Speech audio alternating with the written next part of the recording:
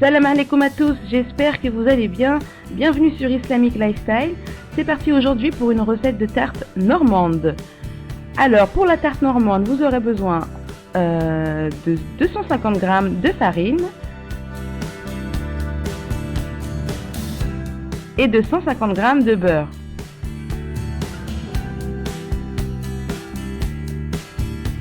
Donc il vous faut du beurre bien ramolli tout de même, qui ne soit pas trop dur. Et vous le découpez en petits dés comme ceci afin de faciliter le mélange avec la farine.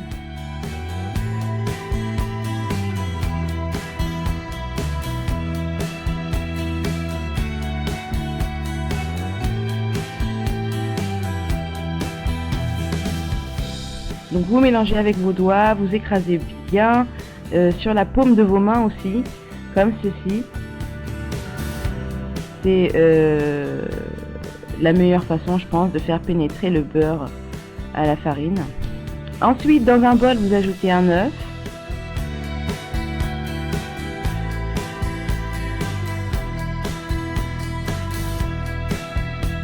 À cet œuf, on va venir maintenant ajouter 50 g de sucre semoule.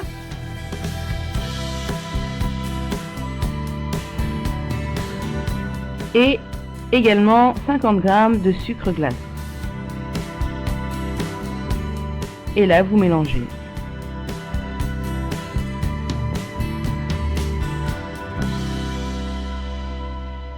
Une fois que vous avez obtenu un mélange bien homogène et bien clair, vous allez pouvoir ajouter donc votre mélange œuf-sucre à la farine, au mélange farine-beurre en fait.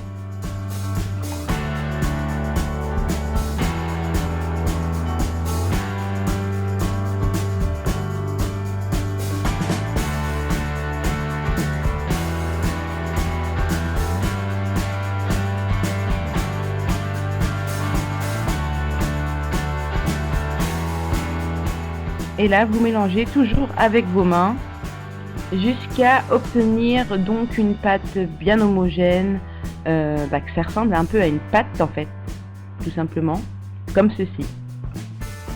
Et là, moi, je fais la facilité parce que c'est compliqué quand même d'étaler sa pâte à tarte. Alors, je prends un moule à tarte que je farine et là, je pose ma pâte et je viens l'étaler directement dans le moule.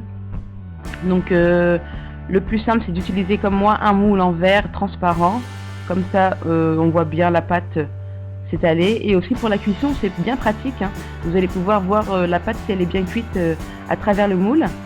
Donc vous étalez avec vos doigts, vous pouvez prendre un verre comme moi là et hop on étale les bords, on étale au milieu, autour, un peu partout. On peut prendre aussi juste la paume de sa main comme ceci et puis bien étaler. Enfin voilà quoi, c'est vraiment hyper simple, direct de faire d'étaler sa pâte directement sur le moule, c'est bien pratique. Et là vous venez découper donc les bords.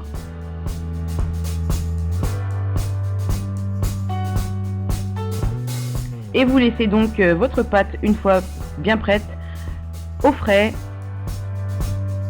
Et en attendant, vous allez venir donc découper vos pommes. Donc vous prenez la quantité de pommes que vous voulez, hein, selon la taille selon votre goût surtout, et selon la taille de, vous savez, la hauteur de la tarte. Si vous voulez qu'elle soit plus haute, plus basse. Donc moi, elle sera assez haute, c'est pour ça que j'ai pris autant de pommes. Et là, vous découpez donc en quartiers, comme je disais. Donc vous prenez bien soin préalablement de d'éplucher les pommes, hein, pas comme moi, parce que du coup là j'ai dû éplucher chaque quartier, pas top, hein. Mais bon, vous croyez-moi que pour la suite j'ai bien épluché. Ensuite vous prenez un petit bol dans lequel vous allez ajouter 2 œufs et aussi vous allez venir ajouter à ces 2 œufs 3 cuillères à soupe approximativement de crème fraîche épaisse.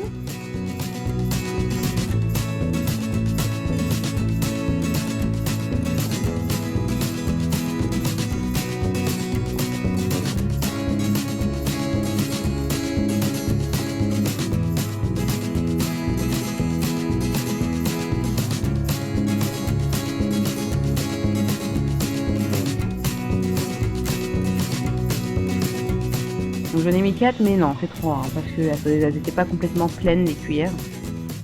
Ensuite, vous ajoutez 50 g de sucre roux.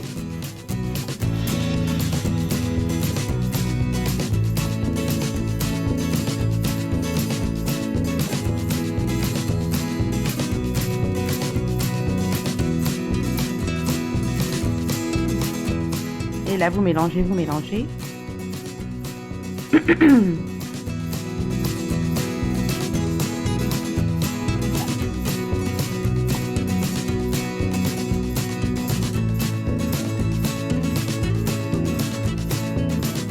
Maintenant, vous allez pouvoir sortir votre pâte à tarte du frais et ajouter toutes vos pommes. Donc, vous mettez tous les quartiers tout autour du cercle vers l'extérieur en allant vers l'intérieur. Voilà, comme un escargot.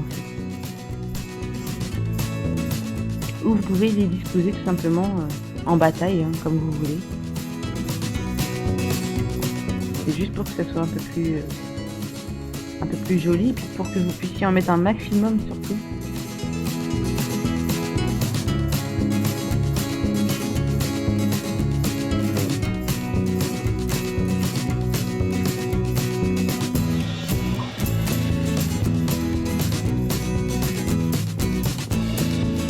Voilà, une fois terminé, vous allez venir mettre le mélange d'œufs et de sucre roux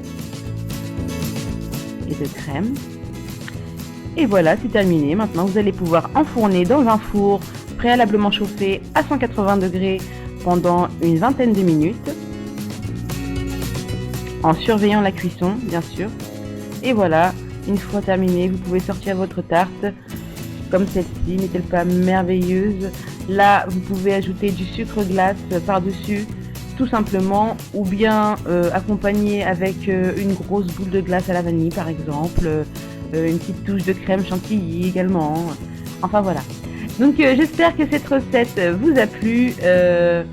Si c'est le cas, cliquez sur j'aime, au moins je le saurai. Et puis ça me permet de savoir quel genre de recette vous aimez également. Aussi, si ce n'est pas le cas, n'oubliez pas de vous abonner. Aussi, si vous reproduisez cette recette et que vous la partagez sur les réseaux sociaux, n'oubliez pas le hashtag Islamic Lifestyle pour que je puisse voir vos créations. Et voilà.